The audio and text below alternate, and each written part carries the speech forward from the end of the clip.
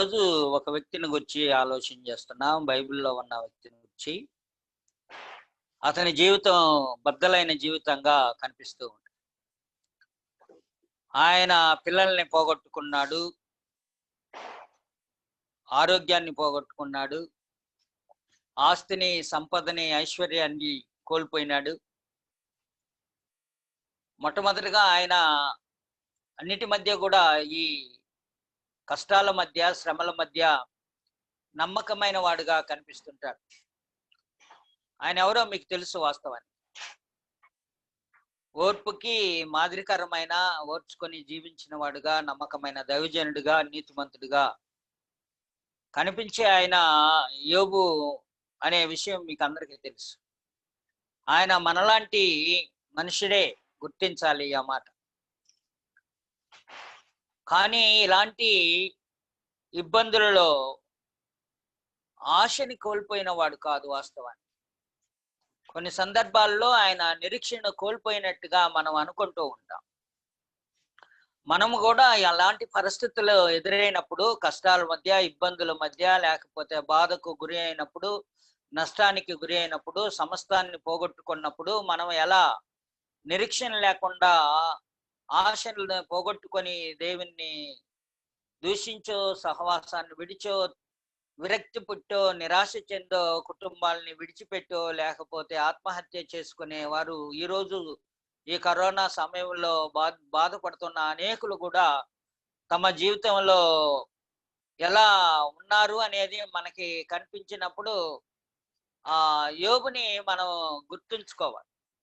యోబు తన జీవితంలో మనం చూసినప్పుడు ఆయన మాటల్లో నుండి కొన్ని విషయాల్ని చూస్తూ నిరాశ, ఆశని కోల్పోయిన ప్రజలకి, నిరీక్షణ లేని ప్రజలకి మనం ఈ భాగంలో చదివే ప్రాముఖ్యమైన అంశం ఏమిటంటే, వాస్తవానికి నిరీక్షణకు ఆధారం లేనప్పుడు నిరీక్షణ కలిగి జీవించుట అనేదే విశ్వాసపు యొక్క జీవితానికి అర్థం. కానీ ఏ విధంగా ఈ కష్టాలలో, ఈ వ్యాధిగ్రస్తుల పరిస్థితులలో మేము ఏ విధంగా దాన్ని చేయగలము అని అనుకోవచ్చు. అన్నిటినీ కోల్పోతే ఈ శ్రమలలో ఎలా ఉండగలము అని మనం అనుకుంటూ ఉంటాం. ఒకసారి ఇలాంటి శ్రమల మధ్య ఉన్న ఆయన చెప్పిన కొన్ని మాటలని మనం చూస్తున్నాం. యోబు గ్రంథం 6వ అధ్యాయం 11 నుంచి 13 వచనాలలో, నా బలము ఏ పాటిది, నేను కట్టిపెట్టుకొట్టుకు ఎలా, నా అంతము ఏ పాటిది, నేను తాలుకొనుట ఎలా. 12వ వచనంలో, నా బలము రాళ్ల బలం వంటిదా, నా శరీరం ఇత్తడిదా, నాలో త్రాణ ఏమీ లేదు కదా, శక్తి నన్ను బొత్తిగా విడిచిపోయిను కదా. ఆయన తన రోజులలో ఇలాంటి పరిస్థితులలో శరీర అనారోగ్యం, సమస్త ఆస్తి, సమస్త పిల్లలు, ఆఖరికి భార్య కూడా ద్వేషించే సమయంలో, నా బలం రాళ్ళ వంటిదా, నా శరీరం ఇత్తడి వంటిదా అనే రూపంలో ఆయన కృంగిపోయిన జీవితాన్ని ఆయన మాటల్లో వినిపిస్తున్నాడు. అలాగే యోబు గ్రంథం 7వ అధ్యాయం 4-8 వచనాల్లో నిరాశని తెలియజేస్తున్న వాడిగా కనిపిస్తుంటాడు. 4వ వచనం నుంచి 8వ వచనం వరకే చూడగలిగితే, ఎప్పుడు లేచదనా, రాత్రి ఎప్పుడు గతించునా అని అనుకుందును, తెల్లవారు వరకు ఇటు అటు పొర్లుచూ ఆయాసపడదును, నా దేహము పురుగులతో మంటి పెళ్ళలతో కప్పబడి ఉన్నది, నా చర్మము మాని మరలా పగులుచున్నది, నా దినములో నేతగాని నాడికంటిను వడిగా గతించుచున్నవి, నిరీక్షణ లేక అవి క్షయమైపోవచ్చున్నవి, నా జీవము ఊపిరియే అని జ్ఞాపకం చేసుకును, నా కన్ను ఇకను మేలు చూడదు, నన్ను చూచువారి కన్ను ఇక మీదట నన్ను చూడదు, నీ కన్నులు నా తట్టు చూచును గాని నేను ఉండకపోదును. యోబు గ్రంథం 7వ అధ్యాయం 4వ వచనం నుంచి 8వ వచనం వరకు చూసిన భాగంలో ఆయన ఎంత నిరాశపరుడుగా, నిరీక్షణ లేని వాడుగా ఉండాలనేది ఆయన మాటల్లో మనకి చేయబడింది. నాకు ఇంకేమీ లేదు, వాస్తవానికి నా జీవము ఊపిరి వంటిదే, వాస్తవానికి నా దేహం పురుగులతో మట్టి పెళ్ళలతో కప్పబడి ఉంది. రాత్రి పనుకుంటే ఎప్పుడు లేచదనా, తెల్లవారు వరకు పనుకుంటే ఇటు అటు పొర్లుతూ ఆయాసపడుతున్న జీవితంగా కనిపిస్తూ ఉంటుంది. మన జీవితంలో ఈ కరోనా కాలంలో కలుగుతున్న అనేకమైన ఆర్థిక ఇబ్బందులను బట్టి, నిరుద్యోగ సమస్యలను బట్టి, లేకపోతే అనారోగ్యపు సమస్యలను బట్టి, బాధ్యతలను అత్యధికంగా మోస్తున్న దినాలలో ఇలాంటి భారభరితమైన జీవితాన్ని కలిగి ఉండేది నిజమని మన సమాజంలో కనిపిస్తూ ఉన్నాయి. అలాంటి సందర్భంలో మన జీవితాన్ని ఎలా చూస్తున్నామో అనేది నాకు ఇంకా ఆశ లేదు, జీవితం అంటే ఆశ లేదు, నేను ఇంకా జీవించడం వ్యర్థం అనే రూపంలో ఫీల్ అవుతూ ఉంటా. ఆయన యోబు అలాంటి వాడు కాదు. ఆయన ఒక ఉదాహరించాడు. ఆ ఉదాహరణను మీరు చూడగలిగితే,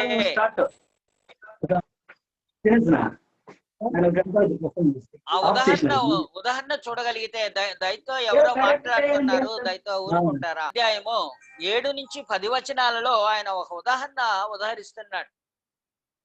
7వ వచనం చూడగలిగితే, మీరు గ్రంథం ఉన్న వారు బైబిల్ తెరిచి చూడండి. వృక్షము నరకబడిన ఎడ్ల అది తిరిగి చిగుర్చుననియో, దానికి లేత కొమ్మలు వేయుననియో నమ్మకము కలదు. ఒక చెట్టును నరికి పారేస్తే ఆ మొద్దు భూమిలో కూరుకొని పోయి ఉంటే, ఆ నరకబడిన ఆ మొద్దుకి ఒక నిరీక్షణ ఉంటుందట. ఏదో ఒక రోజు నేను చిగురించి కొమ్మలు వేయుదును అనే నిరీక్షణ ఉంది. భూమిలో కూరుకొని ఉన్న ఆ యొక్క వేరులు దానిలోని తేమను తీసుకొని, ఆ తేమ వలన శక్తి పొందినదై మొలుస్తుంది అనే నిరీక్షణతో మరలా పునర్జీవం ఒక చెట్టుగా ఎదిగి అభివృద్ధి చెందుతాను అనే నిరీక్షణ కలిగి ఉందంట ఆ చెట్టు, వృక్షం. దాని వేరు భూమిలో పాతదైపోయినను, గుర్తుపెట్టుకోవాలి, దాని వేరు భూమిలో పాతదైపోయినను, దాని అడుగు మద్దు మంటిలో చీకిపోయినను. కనుక అది చీకిపోయింది, అది పాతదైపోయింది అంటే ఇంకా నేను మొలవన్లే, నేను మరొక చెట్టుగా ఎదగన్లే అనే భావన కలిగి ఉండనట్లుగా యోబు తన జీవితాన్ని ఆ యొక్క వృక్షంతో పోల్చి చెప్తున్నాడు. కానీ ఆ వృక్షము అలా కాకుండా నీటి వాసన మాత్రం చేత అది సిగిరించును, లేత మొక్క వలె అది కొమ్ములు వేయును. అయితే నరులు మరణమై కదలలేక పడియుందురు. నరులు మరణం విడిచిన తర్వాత వారు ఏమైపోదురు? ఇలాంటి నిరాశ జీవితాన్ని జీవిస్తున్న యోబుకి వచ్చిన ఉదాహరణ ఏమిటంటే, ఒక చెట్టు దగ్గర కూర్చుండి చెట్టును గురించి ఆలోచన చేయగలిగితే, ఈ చెట్టు కత్తిరించబడి నరకబడి పడవేయబడితే ఆ మొద్దులు వేరులు పాతగిల్లి కూరుకొని పోయి అడుగు భాగానికి చీకిపోయిన తర్వాత కూడా వాటికి అందిన తేమ, నీళ్ల తేమని తీసుకొని అవి చిగురించి మొలుస్తాయనే నిరీక్షణ కలిగి ఉంటాయి. అలాగే నా జీవితం నిరీక్షణకు ఆధారం లేనప్పుడు నేను నిరీక్షణ కలిగి జీవిస్తాను అనే భావన భక్తుడైన నీతిమంతుడైన యోబు జీవితంలో కనిపిస్తూ ఉంటుంది. యోబు జీవితంలో మనం చూసినప్పుడు నిరాశ చెందిన జీవితమే కానీ నిరీక్షణ లేని జీవితం కాదు. పరిస్థితుల ప్రభావాన్ని బట్టి నా జీవితంలో కొన్ని నిరాశ కలగవచ్చు, కానీ నిరీక్షణ లేకుండా లేదు. నిరీక్షణకు ఆధారం లేనప్పుడు నిరీక్షణ కలిగి జీవించుటయే మానవుని యొక్క నీతియుక్తమైన జీవితానికి, విశ్వాస జీవితానికి మూలము అనేది మనం గుర్తించాలి. ఒకసారి మనం యోబు గ్రంథం 17వ అధ్యాయం 1వ వచనం గ్రంథం తెరిచి చూడగలిగితే, నా ప్రాణము సమసిపోయెను, నా దినములు తీరెను, సమాధి నా నిమిత్తము సిద్ధమై ఉన్నది. 17వ అధ్యాయం 11వ వచనంలో, నా దినములు గతించిన యోచన నిరర్ధకమాయను, నా హృదయవాంఛ భంగమాయను. 13వ వచనంలో, ఆశ ఏదైనా నా కుండిని ఎడ్ల పాతాళము నాకు ఇల్లు అను ఆశయే, చీకటిలో నా ప్రక్క పరుచుకొనుచున్నాను. అనగా ఏమనుకుంటున్నాడు? ఇంకేముంది, నాకు చీకటి జీవితమే. ఆశ ఏదైనా ఉంటే నేను భూభాగంలోనికి వెళ్ళిపోవడం, అది ఒకటే ఆశ మిగిలింది. నా జీవితం అంతా చీకటి అయిన పరుపు మీద బాధకి ఇబ్బందికి లేనప్పుడు మానవుడు ఇంట్లో కూర్చొని ఏం చేస్తుంది, లైట్లు ఆఫ్ చేసి చీకటిలో పనుకొని ఉంటాడు.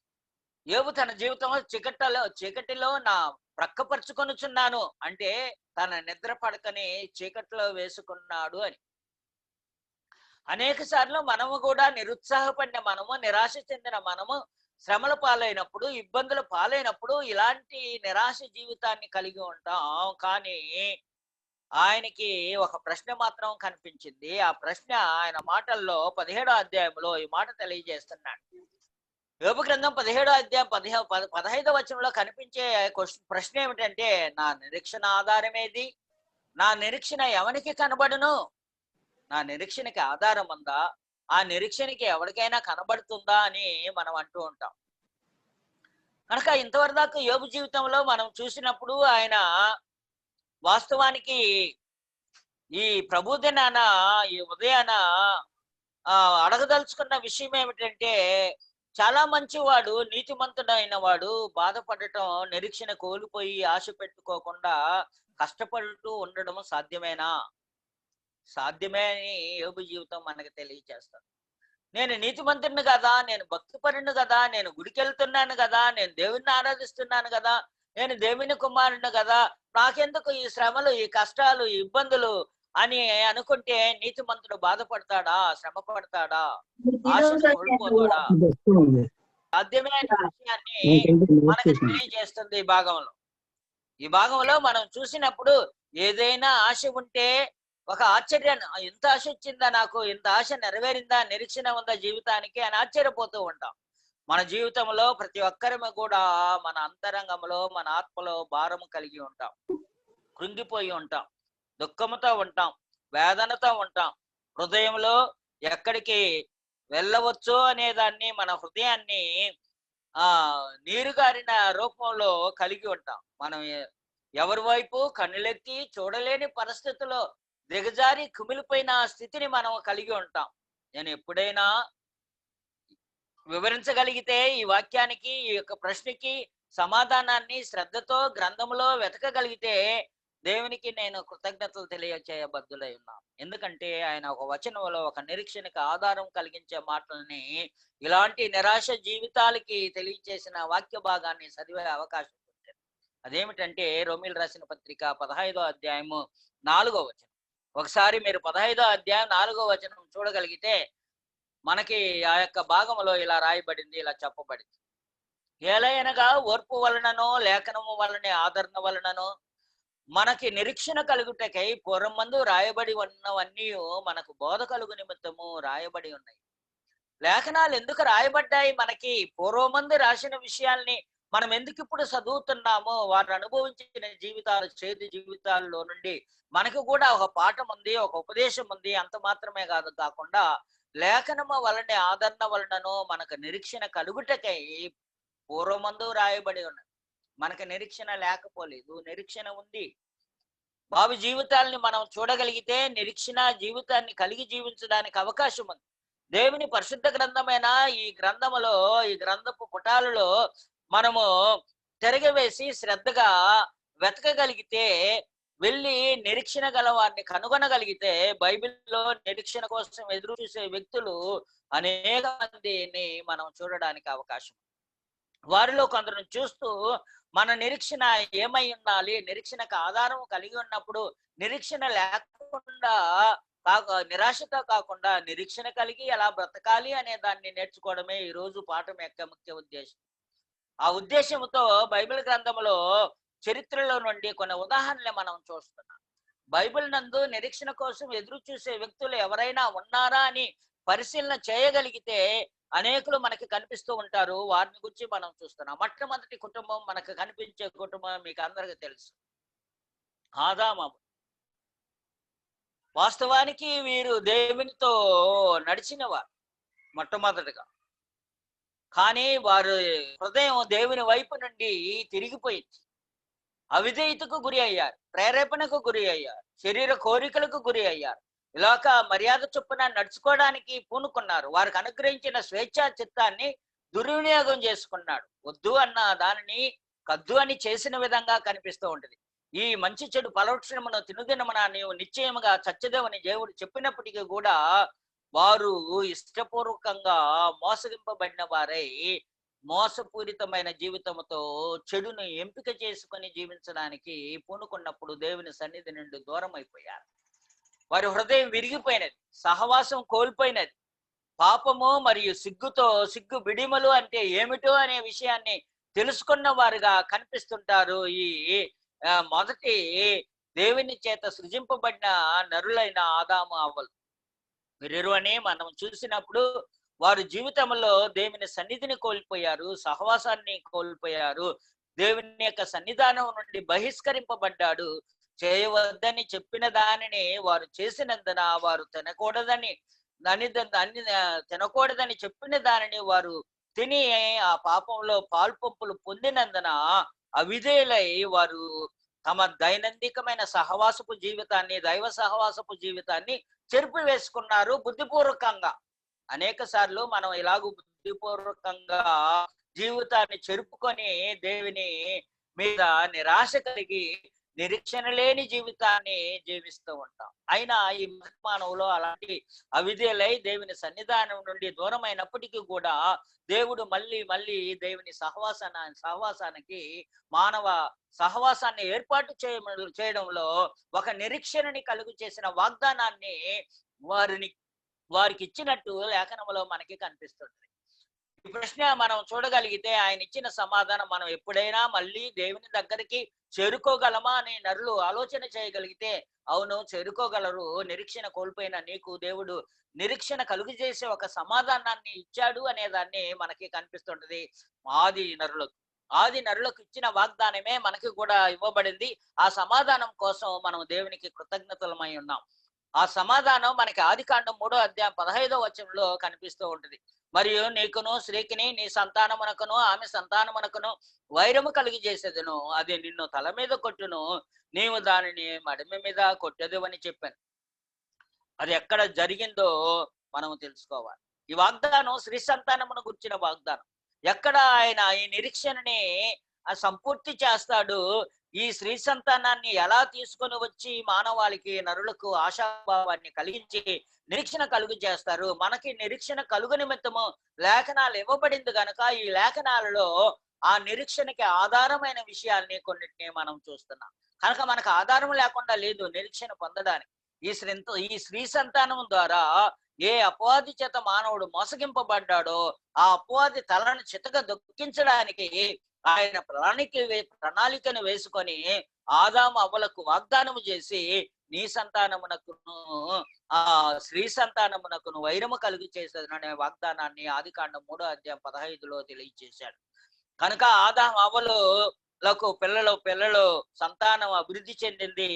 100 నుండి 100 సంవత్సరాల వరకు జీవించిన తర్వాత 100 సంవత్సరాలు వారి జీవితకాలం జీవించిన తర్వాత వారి సంతానము అభివృద్ధి చెందుతూ వచ్చింది. కానీ ఈ సంతానం ఎవరా ఆ వాగ్దానాన్ని నిరీక్షణ కలిగి చేసే వాగ్దానాన్ని ఆ మానవాళికి విస్తరింపజేసే సంతానం ఎవరా అని ఆలోచన చేస్తూ వస్తుంటే ఒకరి తర్వాత ఒకరిని అపవాది లాయపరుస్తూ నీతిమంతుల్ని తొలగిస్తూ వస్తున్న కార్యక్రమం మనకి మొదటి కుటుంబంలో కయీను హేబేలు జీవితంలో కనిపిస్తుంది. దాన్ని వదిలిపెట్టేస్తున్నాం. కానీ అలాంటి నిరీక్షణ లేని సందర్భంలో కూడా నిరీక్షణ కలుగునట్లు దేవునితో నడిచిన ఒక వ్యక్తి కనిపిస్తుంటాడు. ఆయన హానోకు. ఈయన ప్రవక్త అయిన వాడు. ఈ ప్రవక్త అయిన హానోకు మనకి 65 ఏళ్ళు బ్రతికి జీవించినట్టుగా మనకి కనిపిస్తుంటాడు. అతడు 300 సంవత్సర కాలాలు దేవునితో నడిచిన నీతిమంతుడుగా కనిపిస్తుంటాడు. ఆయన మరణమును రుచి చూడకయ్యే ఆరోహణము చేయబడిన వాడిగా ఎత్తబడిన వాడిగా మనకి గ్రంథంలో కనిపిస్తుంటది. ఈ సందర్భంలో ఒక విషయాన్ని మనం గుర్తుంచుకోవాలి ఈ భాగంలో. అదేమిటంటే ఆదాము మొదలుకొని 7వ వాడైన హానోకు కూడా వీరిని గురించి ప్రవక్తగా ప్రవచించిన విషయం మనకి యూదా పత్రికలో మనకి కనిపిస్తూ ఉంది. ఒకసారి మీరందరూ కూడా యూదా పత్రిక 14-15 వచనాలు మీరు చదవగలిగితే 15-14 వచనాల్లో ఈ పత్రికలో ప్రవక్త అయిన హానోకు ఏం చెప్తున్నాడో మనకి తెలియచేయబడింది. 14-15 వచనాల్లో ఆదాము మొదలుకొని 7వ వాడైన హానోకు కూడా వీరిని గురించి ప్రవచించి ఇట్లా నేను ఇదిగో అందరికీ తీర్పు తీర్చుటకు వారిలో భక్తిహీనులందరూ భక్తిహీనముగా చేసిన వారి భక్తిహీన క్రియలన్నిటిని గుర్చి భక్తిహీనులైన పాపులు తనకు విరోధముగా చెప్పిన కఠినమైన మాటలన్నిటిని గుర్చి వారిని ఒప్పించుటకును. గుర్తుపెట్టుకోవాలి ఈ మాట. ప్రభువు తన వేవేల పరిశుద్ధుల పరివారముతో వచ్చెను. ఇక్కడ ఒక ఆశాజనకమైన విషయాన్ని తెలియజేస్తున్నాడు. అదేమిటంటే ప్రభువు వేవేల పరిశుద్ధుల పరివారముతో వస్తాడు అని. ఈ వస్తాడు అనే మాట చాలా ప్రాముఖ్యమైనది. భక్తిహీనులను చేసిన వారిని, భక్తిహీన క్రియలను, వారు చేసిన పాపమునకు విరోధముగా వారి మీద వారిని ఒప్పించుటకై ప్రభువు తన వేవేల పరిశుద్ధ సమూహముతో రానై ఉన్నాడు అనే విషయాన్ని తెలియజేస్తున్నాడు. అందరూ ఏమనుకున్నారంటే ఆయన వస్తే ఆశాజనకం ఉంటది, నిరీక్షణ ఉంటది, ఎవరు కూడా లయమైపోకుండా ఉంటారు అని అనుకున్నారు. అదే కాలంలో హానోకుకి సంబంధించిన ఒక ఆయన కూడా మనకి కనిపిస్తూ ఉంటాడు. ఆయన మెత్సెలే. ఇప్పటి వరకు జీవించిన వారిలో ఎక్కువ కాలం బ్రతికిన ఒక ఆయన ఉన్నాడంటే 969 సంవత్సరాలు బ్రతికిన వాడు మెత్సెలే.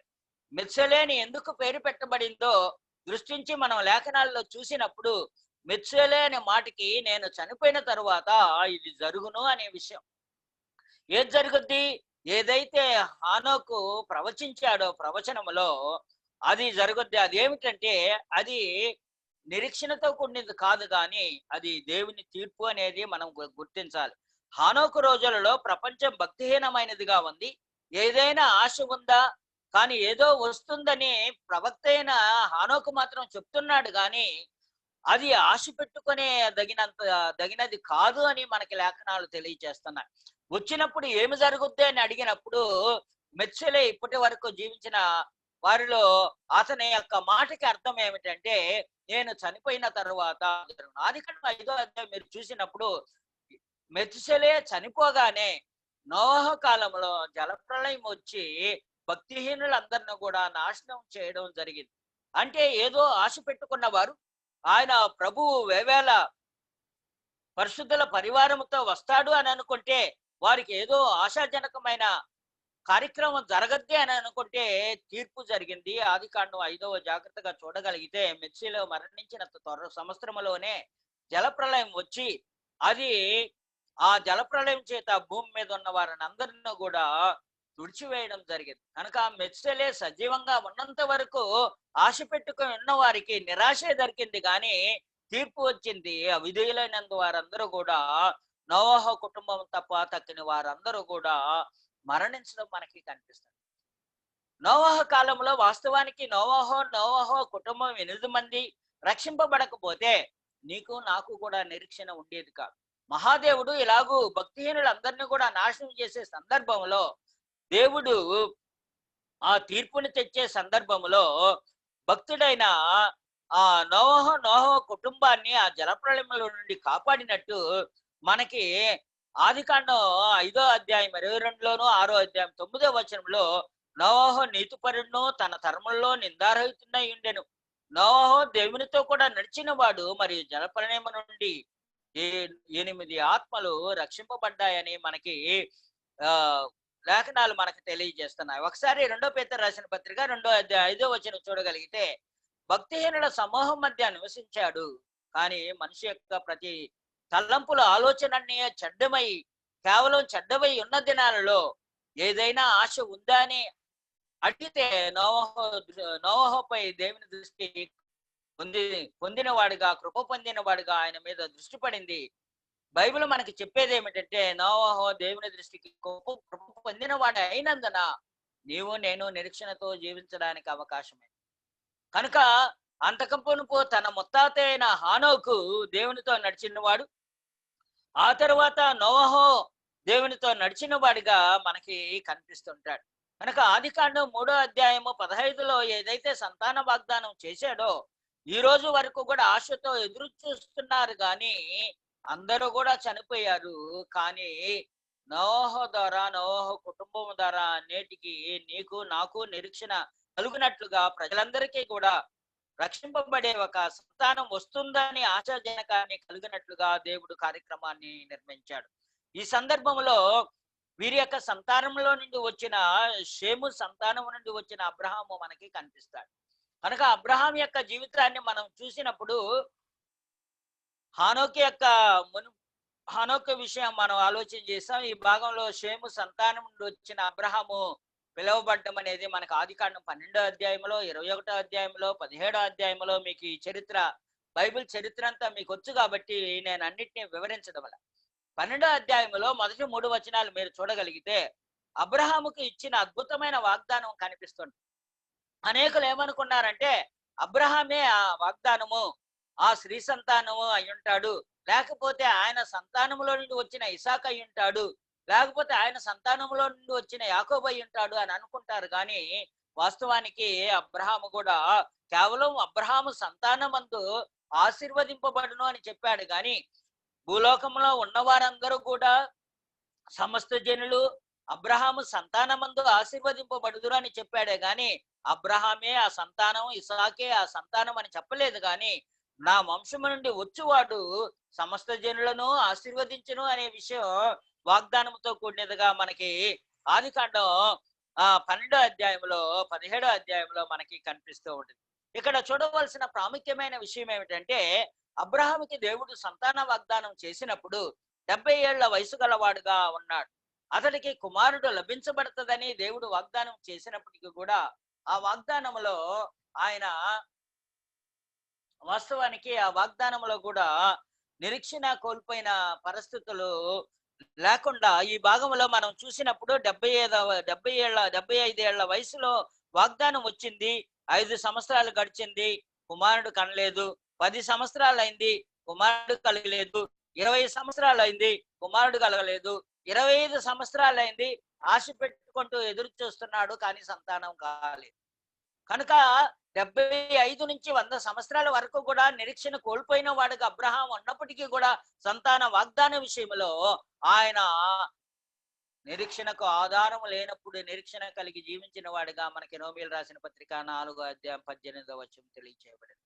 ఒకసారి రోమీయులు రాసిన పత్రిక 4వ అధ్యాయం 18వ వచనం చూడగలిగితే, నీ సంతానము ఇలాగూ ఉండని చెప్పిన దానిని బట్టి తానే అనేక జనములకు తండ్రి యగునట్లు నిరీక్షణకు ఆధారము లేనప్పుడు అతడు నిరీక్షణ కలిగి నమ్మాను. అదే అన్నమాట. నిరీక్షణకు ఆధారము లేనప్పుడు అబ్రహాము ఆశ కలిగి ఉన్నాడు, కానీ ఆశ నిజమవుద్దా లేదా అనే దానికి ఆధారం లేనప్పుడు ఆయన ఆశ పెట్టుకొని జీవించాడు. మన జీవితంలో శ్రమల మధ్య అలాంటి దేవుని యందలి నమ్మకంతో కూడిన ఆశ కావాలి, నిరీక్షణ కావాలి. ఎదురు చూసే దేవుని యొక్క ఆశీర్వాదాలు ఎదురు చూసే మనసు కావాలి. ఎదురు చూసి పొందగలను, దేవుడు నాకు సహాయం చేయగలడు, ఆయన వాగ్దానము చేసిన వాడు నమ్మదగిన వాడు, తప్పనిసరిగా ఆయన చేస్తాడనే నమ్మకం కలిగి ఉండాలి. వాగ్దానం చేసిన 75 వయసులో చేస్తే 100 సంవత్సరాలైనా పిల్లలు పుట్టకపోతే ఆయన ఎంత నిరుత్సాహపడాలో, ఆయన విసర్జించి దేవుని విడిచిపెట్టి వెళ్ళాలో అలాగూ చేసిన వాడు కాదు అబ్రహాం. ఆయన అబ్రహాముతో దేవుడు చెప్పిన విషయాన్ని మనం చూసినప్పుడు 21వ అధ్యాయంలో, ఆదికాండం 21వ అధ్యాయము 2వ వచనంలో ఇలా రాయబడింది. ఎట్లనగా దేవుడు అబ్రహాముతో చెప్పిన, గుర్తుపెట్టుకోవాలా, నిర్ణయ కాలములో, ఏ కాలములో? నిర్ణయ కాలములో. దేవుడు ఒక నిర్ణయ కాలాన్ని మనకు అనుగ్రహించి ఆ నిర్ణయ కాలంలో దేవుడు కార్యక్రమాలను చేసేవాడు. అంతవరకు మనం నిరీక్షణతో ఎదురు చూస్తూ ఉండాలి. అబ్రహాము 25 సంవత్సరాలు ఎదురు చూస్తూ ఉన్నప్పటికీ కూడా ఆ నిర్ణయ కాలం వచ్చినప్పుడు శారా గర్భవతి అయి అతని ముసలితనమందు అతనికి కుమారుని కనెను. గుర్తుపెట్టుకోవాలి, నిర్ణయ కాలమందు శారా గర్భము ధరించి కుమారుని కండం అనేది జరిగింది. దేవుని వాగ్దానం అలా జరిగింది. కానీ జన్మించాడు, పెరిగాడు, పెద్దవాడయ్యాడు. కానీ ఆశ ఉందంటే ఆశ లేదు. ఆ సజీవంగా ఉన్న ఆశని మరలా కోల్పోవడానికి పరిస్థితులు ఏర్పడ్డాయి. ఆ పరిస్థితుల మధ్య వాస్తవానికి మనం చూసినప్పుడు దేవుడు అబ్రహాము ఇసాకుని మరలా బలిగా అర్పించమని దేవుడు కోరినప్పుడు అబ్రహాము ఆయన ఎంతగా నిరుత్సాహపడి ఉండాలో ఆలోచించి, నేను అడిగి 25 సంవత్సరాలు వేచుండి ఏకైక కుమారుణ్ణి నేను పొందితే ఆ కుమారుని తిరిగి నన్ను ఇమ్మమని బలిగా అర్పించమని దేవుడు కోరుతున్నాడే. తన ఆశలు అడి ఆశలు కావాలా, కానీ తన ఆశలు అడి ఆశలు కాలేదు. ఆయన దేవుని వాగ్దానముల యందు విశ్వాసం ఉంచినవాడు. దేవుడు వాగ్దానం చేస్తే దాన్ని నెరవేరుస్తాడని అబ్రహాము నమ్మాడు. బలిగా ఇస్సాకును తీసుకొని వెళ్ళి అర్పించి అతన్ని మరలా తిరిగి మృతుల్లో నుండి లేపుతాడనే నమ్మకంతో ఇస్సాకు చనిపోయినా దేవుడు సంతాన వాగ్దానాన్ని నెరవేరుస్తాడు. నేను దేవుని నమ్ముతున్నాను. ఇస్సాకు చనిపోయినా నాకు ఇస్సాకుని తర్వాత వాగ్దాన పూర్వకంగా దేవుని వాగ్దానాలపై నేను నమ్ముతున్నాను, ఆశ కోల్పోలేదు అని జీవించాడు అబ్రహాం. ఇస్సాకు అయితే కాలక్రమంలో ఇస్సాకు భౌతికంగా చనిపోయాడు. ఇస్సాకు ద్వారా సంతానాన్ని అభివృద్ధి చేస్తాను, నీ సంతానం ముందు ఆ సమస్త జనులను ఆశీర్వదిస్తానని చెప్పిన వాగ్దానం ఏమైపోయింది? ఇస్సాకు చనిపోయాడు కదా, అబ్రహాము చనిపోయాడు కదా. అబ్రహాం ఇస్సాకులు చనిపోయిన తర్వాత ఇంకేముంది? ఆశ నిరీక్షణతో ఉండడానికి ఆధారం లేదు అనుకున్న సందర్భంలో ఇస్సాకులో నుండి వచ్చిన మరొక సంతానం యాకోబు కుమారుల సముదాయం కనిపిస్తుంది. యాకోబు నాకు ఉన్న 12 గోత్రపులు వారు మీకు తెలిసిన విషయం. ఆ చరిత్రనంతా నేను చెప్పడం లే. ఆదికాండం 35వ అధ్యాయంలో యాకోబు కుమారుల సమూహం ఉంది.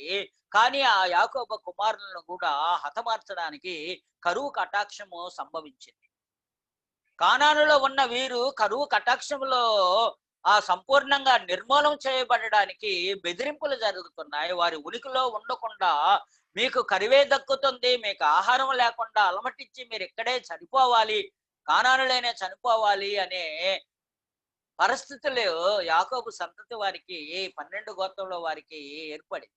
అలాగూ ఏర్పడిన దాని విషయంలో దేవుడు తన అనుగ్రహాన్ని చూపించి, తన కరుణా కటాక్షాన్ని చూపించి ముందుగానే ఆ యాకోబు సంతతుల్లో తను ప్రేమించే యోసేపుని ఐగుప్తునకు పంపించి కరువులో నుండి యాకోబు సంతానాన్ని కాపాడడానికి దేవుడు అనుగ్రహంతో కార్యక్రమాలు చేశాడు. దానినే ఏమంటారంటే ప్రావిడెన్షియల్ వర్క్ ఆఫ్ గాడ్. నిరీక్షణ లేనప్పుడు, నిరీక్షణ కోల్పోయింది, ఈ కరువు కటాక్షలో మేమందరము చనిపోతాము, మేమందరం మరణిస్తాము అనుకున్న రూపంలో ఇంకా యోధా గోత్రం కూడా మిగిలిపోలదు అనే రూపంలో కరువు కటాక్షాలు జరిగినప్పుడు ఆయన వారందరిని కూడా ఐగుప్తులోనికి తీసుకుని వెళ్ళి సురక్షితంగా ఉంచాడు. కానీ సురక్షితంగా ఉన్న సందర్భంలో యోధా గోత్రం కూడా యోధా గోత్రాన్ని గురించి యాకోబు మరణించే మునుపుగా తన కుమారులను దగ్గరకు చేర్చుకొని ఆయన ఒక వాగ్దానాన్ని చేశాడు. 49వ అధ్యాయం 10వ వచనంలో ఆదికాండం 49వ అధ్యాయం 10వ వచనంలో మీరు చూడగలిగితే యాకోబు మరణానికి ముందుగా యాకోబు తన మంచము వద్ద తన కుమారులను ఆశీర్వదిస్తాడు. ఆశీర్వాదపు వచనంలో ఒక మాట మనకి 10వ వచనంలో కనిపిస్తుంటది. అదేమిటంటే, శిలోహు వచ్చు వరకు యోధా యొద్ద నుండి దండము తొలగదు, అతని కాళ్ళ మధ్య నుండి రాజదండము తొలగదు, ప్రజలు అతనికి విధేయులై ఉందరు. కనుక యోధా గోత్రాన్ని ఆశీర్వదించి శిలోహు వచ్చు వరకే, ఈ శిలోహు అనేదే ఈ సంతానాన్ని గుర్చిన తెలియజేసిన వాగ్దానం. కనుక యోధా తొలగిపోతాడు కాబట్టి ఇంకా నిరీక్షణ లేదు, స్త్రీ సంతానం వాగ్దానం లేదు, మానవాళికి ఇంకా నిరీక్షణ లేదు. ఏదైతే ఆశతో ఎదురు చూస్తున్నాడో ఆయన వస్తే రాజవుతాడు అని కొందరు, లేకపోతే ఆయన వస్తే మాకు సుభిక్షంగా ఉంచుతాడని నిరీక్షణ యూదులైన వారు ఎదురు చూస్తూ ఉంటే, శిలోహు వచ్చు వరకు యోధా యొద్ద నుండి దండము తొలగదు అనే వాగ్దానాన్ని దేవుడు చేశాడు. నిరీక్షణ కోల్పోయిన సందర్భంలో చేయడం మాత్రమే కాకుండా ఐగుప్తులో ఉన్న ప్రజలని యూదాని కాపాడడానికి ఏ యూదా సంతానం నుండి శిలోహు వచ్చునో ఆయన రాజులకు రాజు, ప్రభువులకు ప్రభుయే, మెస్సియా, అభిషిక్తుడు, ప్రపంచం యొక్క ఆశా కిరణం ఈ యొక్క యోధా గోత్రముల నుండి వచ్చును. కానీ యోధావారి అయితే ఐగుప్తులో శత్రువుల చేత నిర్మూలం చేయబడ్డానికి బెదిరింపబడుతున్నారు. వారు కొన్ని సమయాలలో చుట్టుముట్టారు. వాస్తవానికి మీరు ఐగుప్తులో కనిపించిన సందర్భం చూసినప్పుడు దేవుడు వెంటనే సొరవ చేసుకొని మోషేను పంపించడం, మోషే ద్వారా వారిని విడిపించడం, వారిని దేవుని ఆరాధించడానికి సినాయి దగ్గరకు వచ్చే ధర్మశాస్త్రాన్ని ఇవ్వడం, ఆ తర్వాత యెహోషువ వాగ్దానం చేత యెహోషువాని నాయకత్వం కింద వారిని వాగ్దాన భూమిలోనికి నడిపించడం అనే కార్యక్రమం దేవుడు ఆ సొరవ తీసుకొని వారిని తీసుకొని వచ్చాడు. కానీ అక్కడికి వచ్చిన సందర్భంలో మనం చూసినప్పుడు వారు చెరలోనికి వెళతారు అనే దాన్ని ఎవరు ఆలోచన చేయలేదు. కానీ న్యాయాధిపతులు లేచారు. న్యాయాధిపతుల కాలంలో మాకు ఒక రక్షకుడు వస్తాడు, మమ్మల్ని న్యాయ తీర్పు తీర్చే న్యాయాధిపతులు ఉన్నారు అని ఆశ కలిగి ఉన్నారు. కానీ న్యాయాధిపతులు కూడా వెళ్ళిపోయారు. కానీ కాలక్రమంలో రాజులు వెలిశారు. రాజుల కాలక్రమంలో దావీదును ఆశాజనకంగా ఎదురు చూశారు. దావీదే మా రాజు, సుభిక్షంగా పరిపాలించే రాజు, ఆయనే ఆ సంతానమై ఉండొచ్చు, ప్రపంచం యొక్క ఆశాకిరణమై ఉండొచ్చు అని ఎదురు చూశారు. కానీ దావీదే పాపం చేసిన వాడుగా కనిపిస్తుంటాడు. ఆయనకే ఒక విమోచకుడు అవసరమై వచ్చింది. పాపము చేసి భక్తిహీనుడై దేవుని యొద్ద నుండి సహవాసాన్ని తొలగిపోయిన దావీదు యొక్క జీవితానికి ఆశాకిరణంగా మరొక అభిషక్తుడు, మరొక మెస్సియా హిసోపు వలె తన్ను కడుగుటకు, తన జీవితాన్ని పునర్జీవింపు చేయుటకు అవసరమైన ఒక ఆ మెస్సియా యూదా దేశంలో నుండి రావాల్సిన అవసరం ఉంది అని తెలియచేయడం జరిగింది. ఆ సందర్భంలో అషూరీయులు యూదా గోత్రాన్ని ముట్టారు. యూదులందరూ కూడా యెషయా గ్రంథం 7వ అధ్యాయం మీరు చూడగలిగితే, యెషయా గ్రంథం 7వ అధ్యాయంలో యూదా దేశం మీదకి అన్ని జనులు తిరిగి రావడం జరిగింది. కనుక యూదాలో నుండి ఆ సంతానం వస్తుంది కదా అనుకుంటే, యూదాని నిర్మూలన చేయడానికి అషూరీయులు పన్నాంగం కట్టి వారు చుట్టుముట్టి వారిని లయపరచడానికి పూనుకోవడానికి ప్రయత్నించారు. మీరు ఒకసారి 7వ అధ్యాయము యెషయా గ్రంథం 7వ అధ్యాయం చూడగలిగితే, 7వ అధ్యాయం 6వ వచనంలో ఇలా రాయబడింది. మనము యూదా దేశం మీదకు పోయి దాని జనులను భయపెట్టి దాని ప్రకారములను పడగొట్టి టాబియేలను వాని కుమారుని దానికి రాజుగా నియమించదు రండని చెప్పుకొనిరి. ఏమైంది షిలోహు సంగతి? షిలోహు వస్తాడు, యూదా గోత్రంలో నుండి వస్తాడు, ఆయనే మీకు రాజులకు రాజుగా ఉంటాడు, ఆయన రాజమకుటమై రాజ కిరీటాన్ని ధరించిన వాడుగా ఉంటాడు అని తెలియచేసిన వాగ్దానం విషయమే ఏమైంది? నీరుగారిందా అని. అలాంటి పరిస్థితుల్లో ఈ యూదా గోత్రాన్ని అషూరీయులు చుట్టుముట్టి ఉన్న సందర్భంలో కూడా దేవుడు ఆహాజుతో మాట్లాడుతూ ఉండడం మనకి కనిపిస్తుంది. 7వ అధ్యాయం 14వ వచనానికి వెళ్ళగలిగితే, మీరు 10వ వచనం నుంచి ఆహాజునకు దేవుడు సెలవిచ్చిన విషయం ఏమిటంటే, నీ దేవుడైన యెహోవా వలన సూచనను అడుగుము. ఏంటి, నీకు నమ్మకం లేదా? నేను వాగ్దానం నెరవేరుస్తానని ఒక సూచనను అడుగు, నేను సూచనిస్తా. నీకు కావాల్సిన సూచనను అడుగు. అది పాతాళమంతా లోతైనను సరే, ఊర్ధ్వ లోకమంతా ఎత్తైనను సరే, ఎలాంటిదైనా సరే, ఎంత కష్టమైనదైనా సరే, నీకు ఆశ జనకం కావాలనుకుంటే నేను ఒక సూచన ఇస్తాను, అడుగుమని అంటే అతడు నేనేమని అడగను, నేను అడుగను, యెహోవాను శోధింపనని చెప్పగా, కనుక నేను అడగలేను. నీకే తెలుసు నేనేమని అడగగలని. నీవు సమర్థం గల దేవుడివి, జ్ఞానవంతులైన దేవుడివి, సర్వస్వాన్ని ఎరిగిన వాడివి, నేను నిన్ను అడగడం ఏమిటా, నేను అడగను అని అంటాడు. అప్పుడు దేవుడు ఆయన స్వయంగా తానే అతడు ఇలాగ చెప్పినందున, దావీదు వంశస్థులారా వినుడి, మనుషులను విసిగించుట చాలదనుకొని నా దేవుని కూడా విసిగించరా. కాబట్టి ప్రభు తానే ఒక సూచన మీకు చూపును, ఆలకించుడి. అదనమాట. దేవుడు తానే చూపిస్తాడు ఆ సూచన ఏమిటో ఇప్పుడు చెప్తున్నాడు. ఏ ఆశాజనకాన్ని షిలోహుని కోల్పోయారని నిరీక్షణ కలిగిందో, ఈ అషూరీయులు చుట్టుముట్టి చెరకు తీసుకుపోయిన పరిస్థితులు ఏర్పడ్డాయో, ఆ పరిస్థితులలో కూడా దేవుడు ఏం చేస్తున్నాడంటే, ఆయన వాగ్దానం చేస్తున్నాడు, సూచన ఇస్తున్నాడు. ఆ సూచన ఏమిటో 14వ వచనంలో తెలియదు. కాబట్టి ప్రభు తానే ఒక సూచన మీకు చూపును, ఆలకించుడి. కన్యక గర్భవతి కుమారుని కని అతనికి ఇమ్మానుయేలు అని పేరు పెట్టును. ఇదనమాట. పాత నిబంధనలో యూదా గోత్రం వారు నిర్మూలం అయ్యారు అనుకున్న సందర్భంలో దేవుడే తానే ఒక సూచననిచ్చి కన్యక గర్భవతి కుమారుని కనును అని తెలియచేయబడి, ఇలాగ పాత నిబంధనలో అషూరీయులు యూదాని తీసుకుని వెళ్ళిన తర్వాత బబులోను చెరలో ఇశ్రాయేల్ ప్రజలందరూ యెరూషలేము దేవాలయాన్ని నిర్మూలం చేయబడి ఇశ్రాయేల్ ప్రజలందరూ కూడా బబులోని చెరకి కొనుక్కోబడ్డం మనకి కనిపిస్తూ ఉంటుంది.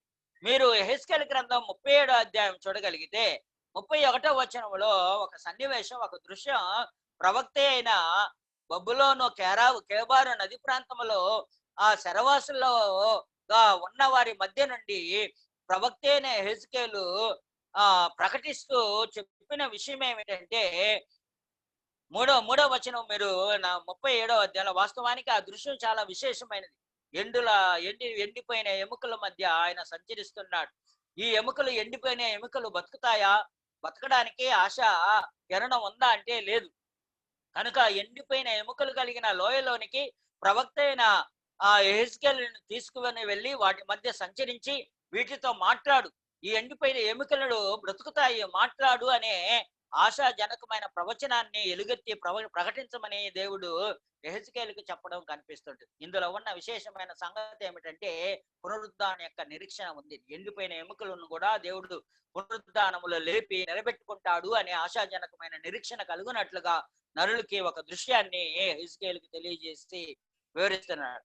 ఆ దృశ్యం ఎండిపోయిన ఎముకలు. ఆయన నరపుత్రుడా, ఎండిపోయిన ఎముకలు బ్రతకగలవా అని నన్ను అడుగగా, ప్రభువా యెహోవా, అది నీకే తెలియనని నేనంటిని. అందుకు ఆయన ప్రవచనమెత్తి, ఎండిపోయిన ఈ ఎముకలతో ఇట్లనుము, ఎండిపోయిన ఎముకలారా, యెహోవా మాట ఆలకించుడి. ఈ ఎముకలకు ప్రభు అయిన యెహోవా సెలవిచ్చినదేమనగా, మీరు బ్రతుకున్నట్లు నేను మీలోనికి జీవాత్మను రప్పించుతున్నాను, వారు జీవించగలరు. మీకు ఏమైనా ఆశ ఉందా? కనుక ఇలాంటి ఆశ ఉందా? వాస్తవానికి ఇలాంటి ఎండిపోయిన ఎముకల వల్లే బ్రతుకులు చితికిపోయి ఉంటే, ఆ చితికిపోయి ఎండిపోయిన బ్రతుకులుగా తయారై ఉంటే ఏదైనా ఆశా కిరణం మన జీవితంలో ఉంటుందా అని బైబిల్ మనకు తెలియజేసేది ఏమిటంటే, ఉంది. ఎండిపోయిన ఎముకలను కూడా బ్రతికించి పునరుద్ధానం చేయగలిగిన శక్తి గల దేవుడు యూదా ఇంటి వారికి తిరిగి రాబోతున్నాడు. సంతాన వాగ్దానానికి సజీవంగా ఉంది అనే విషయం విలాప వాక్యములో ఇర్మియా తన విలాప గ్రంథంలో విలాపంలో పాట రూపంలో వివరించిన పాట కూడా కనిపిస్తుంటది. ఇలాంటి ఆశాజనకంగా ఉన్న వారికి యెహోవా కృపగలవాడు, ఆయన వాత్సల్య ఎడతెగక నిలిచినది, ఆయన ప్రేమ స్థిరము ఎల్లప్పుడూ నిత్యము ఉండునది అనే దాన్ని యెరూషలేములో ఉన్న వారికి ఆయన నిరీక్షణగా తెలియజేశాడు. ఒకసారి 3వ అధ్యాయము, ఆ విలాప వాక్యం 3వ అధ్యాయం 18వ వచనం చూడగలిగితే, నాకు బలము ఉడిగెను అనుకొంటిని, యెహోవా యందు నాకిక ఆశలు లేవనుకొంటిని, నేను అన్ని ఆశలు కోల్పోయాను. 21వ వచనంలో ఆ పద్య రూపంలో గుర్తింపదగిన విషయం ఏమిటంటే 21లో, నేను దీన్ని జ్ఞాపకం చేసుకొనగా నాకు ఆశ పుట్టుచున్నది. నాకు ఆశ ఉంది, దేవుడు ఆశను తీర్చబోతాడు అనే వాగ్దానం ఉన్నట్టుగా దాన్ని జ్ఞాపకం చేసుకొని ఆశ కలిగించిన విషయాన్ని ఆ ఆ యొక్క గీతములో, పరమగీతములో 3వ అధ్యాయంలో మనకి తెలియచేవాడు. కనుక దేవుడు ఆశని తీర్చువాడు, ఆయన మెస్సియాని ఇవ్వగలిగిన వాడు. అయినా 400 సంవత్సరాలు పాత నిబంధనకి క్రొత్త నిబంధనకు మధ్య 400 నిశ్శబ్ద కాలాలు జరిగిపోయినాయి. ఆ నిశ్శబ్ద కాలములో కూడా దేవుడు చెప్పిన వాగ్దానము రాలేదు. కనుక మోషే, ఆ తర్వాత యెహోషువ, న్యాయాధిపతులు, రాజులు అందరూ కూడా ఎవరిని ఎదురు చూసినా వీరొకరే వారొకరే అని అనుకుంటే ఎవరి వలన కాలేదు. అలా ఆఖరికి యోధా దేశం కూడా చెరకు వెళ్ళిపోయింది, ఇశ్రాయేల్ కూడా చెరకు వెళ్ళిపోయారు. వాగ్దానం మాత్రం దేవుడు చేస్తున్నాడు. యెహెజ్కేలు ద్వారా కూడా బ్రతికిస్తాను అంటున్నాడు. కానీ విలాప వాక్యం ద్వారా యెహోవా కృపగలవాడని, వాత్సల్యము ఎడతెగక నిలుచునని తెలియచేసిన దేవుని మాటలు ఏమయ్యాయి? 400 నిశ్శబ్ద కాలంలో కూడా మెస్సియా రాలేదు ఇంకా. కానీ అకస్మాత్తుగా సువార్తలో మనం చూసినప్పుడు బాప్తిజం ఇచ్చే యోహాను కనిపిస్తూ ఉంటాడు. బాప్తిజం ఇచ్చే యోహానును చూసినప్పుడు అందరూ ఈయనే లోకరక్షకుడు, ఈయనే ఎదురు చూస్తున్న మెస్సియాని యూదులు అనుకున్నారు. ఆయన దగ్గరికి బాప్తిజం ఇచ్చే యోహానుని కూడా అనేకులు కూడా యూదులైన వారు అడిగారు.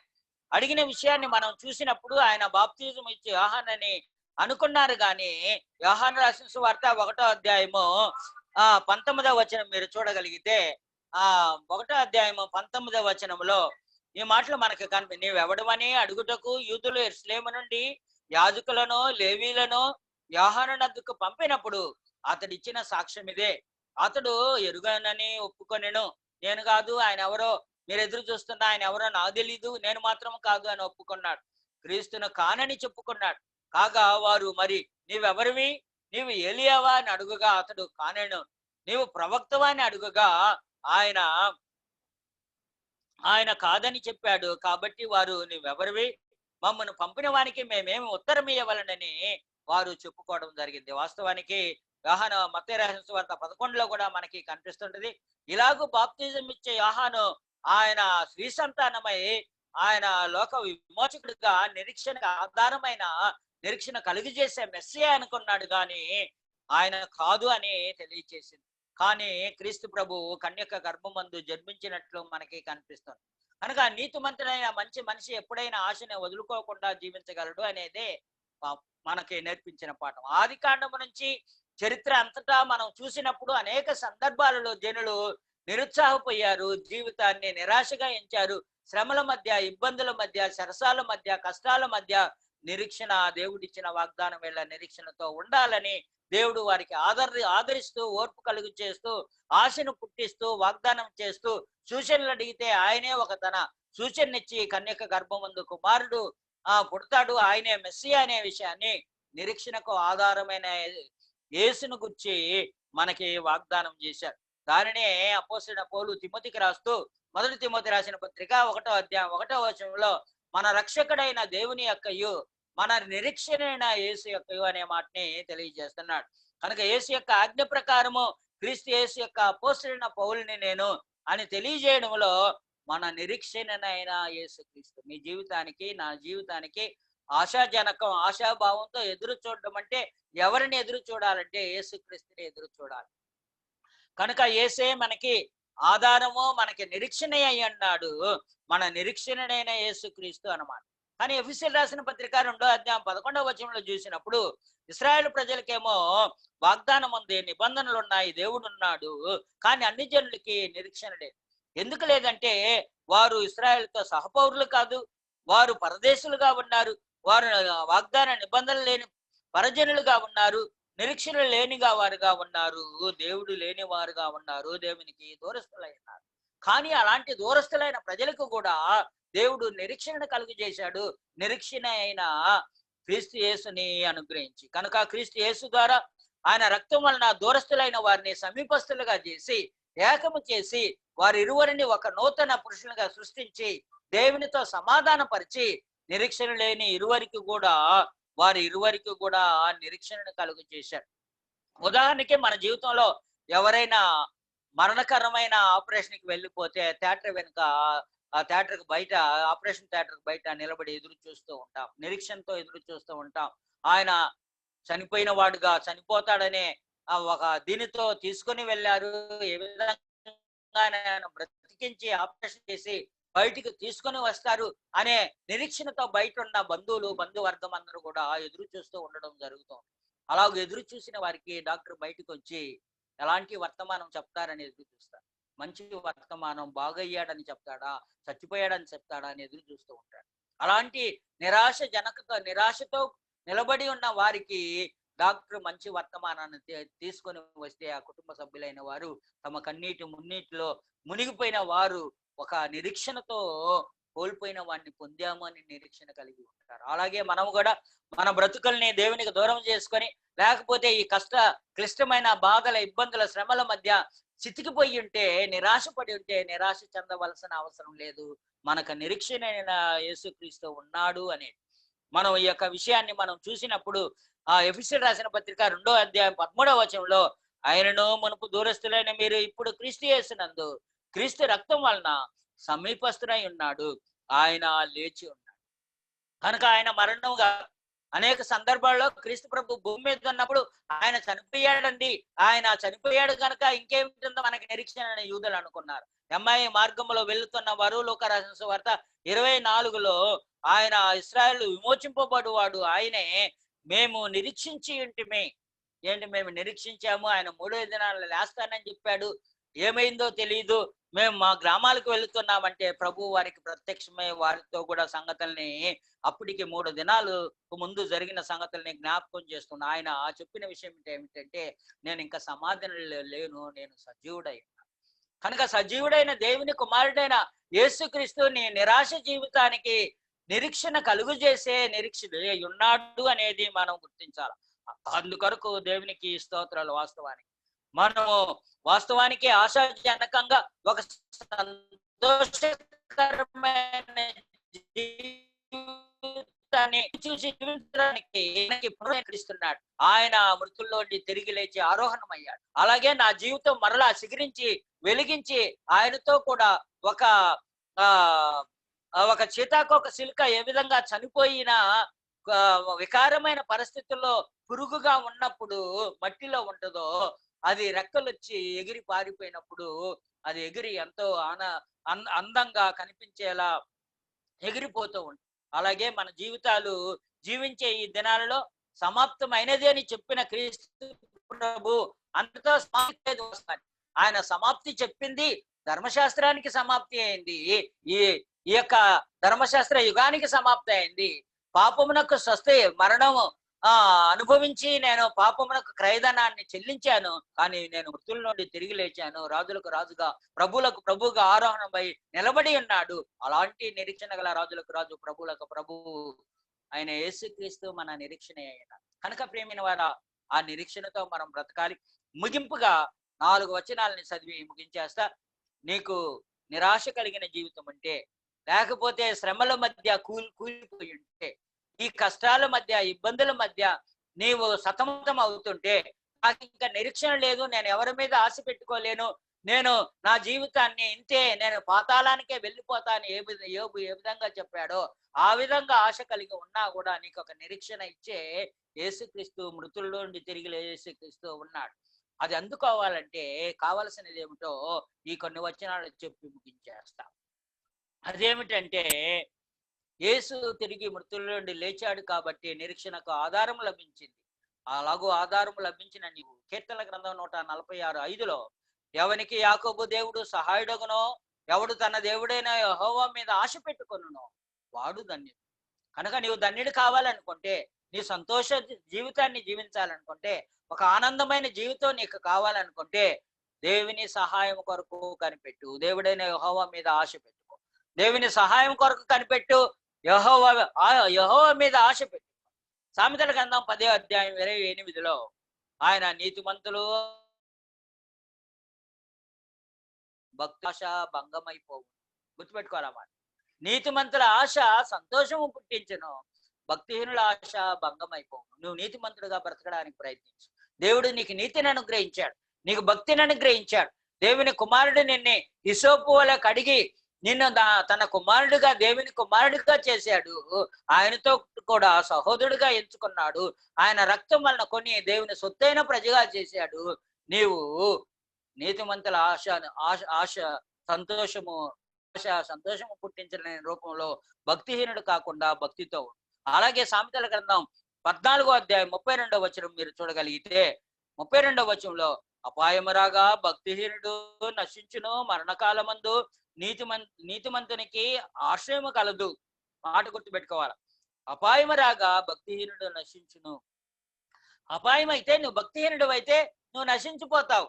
భక్తిహీనుడు అపాయం వచ్చింది, కష్టం వచ్చింది, శ్రమ వచ్చింది, బాధ వచ్చింది అని దేవుని మీద సహాయం కొరకు ఆశ పెట్టుకొని బ్రతకాలే గాని, భక్తిహీనుడైతే ఆ సహాయాన్ని కోల్పోయిన వాడై యెహోవా మీద లక్ష్య పెట్టకుండా ఉండడం వలన, ఆశ పెట్టుకొని జీవించకుండా ఉన్నందున అపాయం రాగా భక్తిహీనుడు నశించిపోతాడు.